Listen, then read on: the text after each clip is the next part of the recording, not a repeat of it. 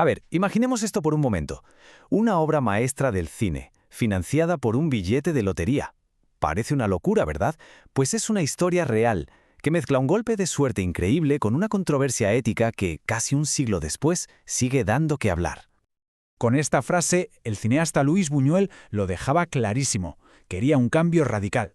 Famoso por escandalizar al público con sus imágenes surrealistas, ahora quería hacer algo más. Ya no le bastaba con provocar en la pantalla. Quería generar un impacto real en el mundo. Pero para entender esa necesidad de impacto, tenemos que viajar un poco en el tiempo, a principios de los años 30. En ese momento, Buñuel era una celebridad en los círculos artísticos de París, pero la realidad es que estaba arruinado y se había ganado a pulso una fama de provocador bastante problemático. Y aquí es donde nos encontramos con la gran paradoja de su vida en aquel momento. O sea, por un lado, era un artista aclamadísimo, el creador de clásicos como La Edad de Oro. Pero por otro, esa misma película provocó un escándalo tan monumental que todos los mecenas le dieron la espalda. Tenía toda la fama del mundo, pero ni un céntimo en el bolsillo. Así que, ¿qué hace? Pues acorralado y sin un duro, Buñuel da un giro de 180 grados, un giro desesperado. Decide abandonar la fantasía surrealista y se obsesiona con un nuevo proyecto, un documental sobre la brutal realidad de las Urdes, una de las comarcas más pobres y olvidadas de España.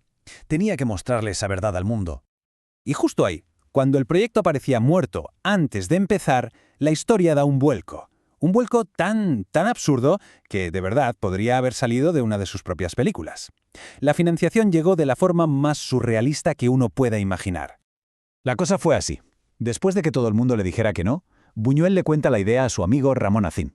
Y Acín, un poco en broma, un poco en serio, le suelta una promesa de locos. «Mira, Luis, si me toca la lotería te pego la película». Pues bueno, meses después, pasa lo imposible. A Acín le toca el gordo de Navidad. Y lo mejor de todo es que cumplió su palabra. Fijaos qué cosa. La película no se financió en un despacho, no. Se financió con una promesa loca y un golpe de suerte increíble. Vamos, surrealismo en estado puro. Y así, con el dinero en el bolsillo, Buñuel y su pequeño equipo, con su mecenas y amigo Ramón a la cabeza, se lanzan al viaje. Un viaje hacia el paisaje aislado y la verdad bastante hostil de las Urdes. Y su idea, su enfoque, era completamente radical para la época. Fijaos, llegó a las Urdes sin un guión bajo el brazo. Nada. Su única intención era filmar la verdad, así, en crudo, tal y como la encontrara. Como le dijo a su amigo, quería que la propia realidad dictara el guión de la película. Y claro, lo que se encontraron allí fue tremendo, desolador, una tierra de pobreza extrema, de aislamiento total, enfermedades, desnutrición, gente que vivía literalmente con sus animales. Ojo, que esto no era un decorado de cine, ¿eh? Esto era la lucha diaria por la supervivencia. Y fue precisamente esa dureza, esa realidad tan bestia, la que iba a llevar a Buñuel a tomar unas decisiones que lo cambiarían todo.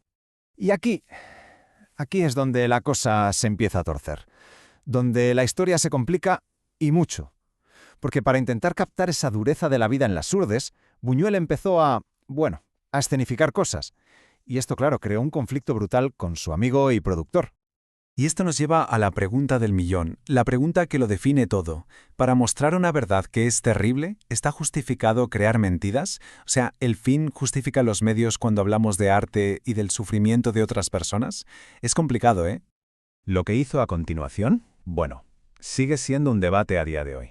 Para capturar el sufrimiento, básicamente, lo provocó.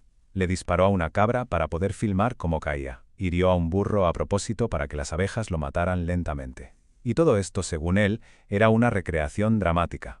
Una forma, decía, de forzar a la cámara a capturar una verdad más profunda, una verdad sobre la muerte que lo impregnaba todo en ese lugar. Pero claro, su amigo Ramón, el hombre que había puesto el dinero de su billete de lotería, estaba completamente horrorizado. Para él, esto no era arte, era una traición.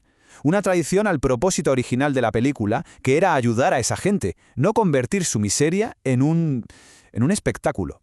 Como era de esperar, la tensión acabó estallando y amenazó con llevarse por delante no solo la película, sino también una amistad de toda una vida. El punto de ruptura llegó con una discusión tremenda. Ramón, que era como la brújula moral y el que ponía el dinero, simplemente no pudo más. Se largó asqueado. Para él, su amigo Luis había cruzado una línea que no se podía cruzar. Y ahí se queda Buñuel, solo, al borde del fracaso, cuando recibe una noticia que lo cambia todo. La niña enferma que habían filmado a la que no ayudaron, había muerto. Y de repente la muerte dejó de ser una recreación dramática. se convirtió en algo real y las consecuencias de la pobreza que estaba documentando se volvieron, devastadoramente tangibles. Pero la historia de la película, ojo, no terminó ahí, ni mucho menos. Después de que el gobierno español la prohibiera, se estrenó justo antes de que estallara la Guerra Civil. Y en esa guerra, el destino le tenía preparado un final trágico a Ramón Acín, el amigo que lo había hecho todo posible. Fue ejecutado. Años después, Buñuel le dedicó la película a su memoria, sellando para siempre el legado de una obra que nació de la amistad y que quedó marcada por la tragedia.